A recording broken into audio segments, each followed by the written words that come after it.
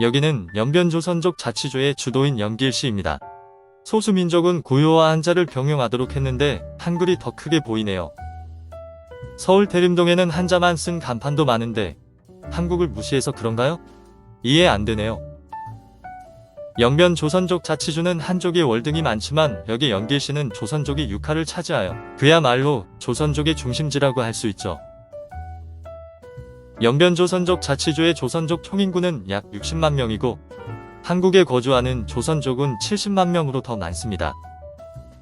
이 조선족들이 한국인의 정체성으로 살아가면 우리에게도 도움이 되겠지만 불행히도 이들은 중국인의 주체성을 확고히 가져서 한국 안에서 대립적인 관계가 되었습니다.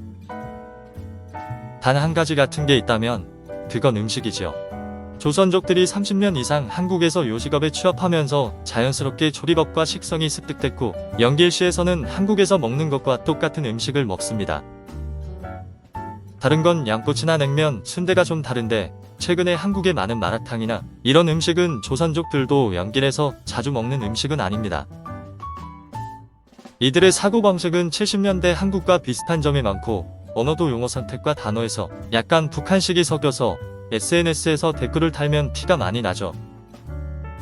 중국 정부는 한국의 문화가 소수민족인 조선족의 문화와 같다는 것을 강조하려고 민속촌을 여러 개 건설하였죠. 그러나 조선족의 민속은 정통이 아닙니다. 한국의 국악이나 무용은 인간 문화재들로부터 오랜 전수에 의해 이어져 내려오고 발전한 것이라면 연변과 북한의 민속예술은 한복과 악기만 같이 대부분 창작한 것이므로 정통문화를 왜곡시킬 수 있습니다.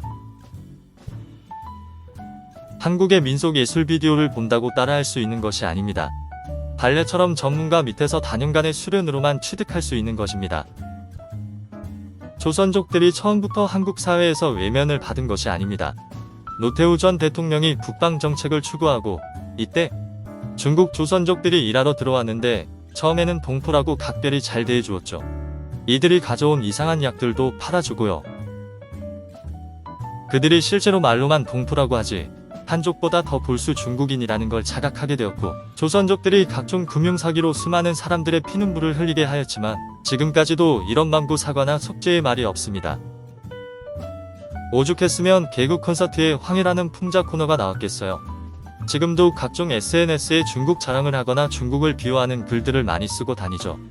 지금 세계인들의 중국에 관한 정서를 알고 그러는지 알기 때문에 더 그러는지 곳곳에서 마찰하고 있습니다.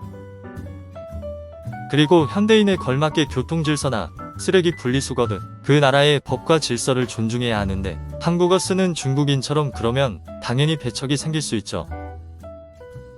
현재 연길시까지 왕복 항공료가 300만원이 넘습니다. 고향에 가지 않고 불법 체류하는 조선족들이 너무 많습니다. 법무부는 이에 대해 단호한 법 집행을 해야 합니다. 조선족들도 한국인들이 중국인보다 조선족을 싫어하는 데는 명백한 이유가 있음을 알아야 합니다.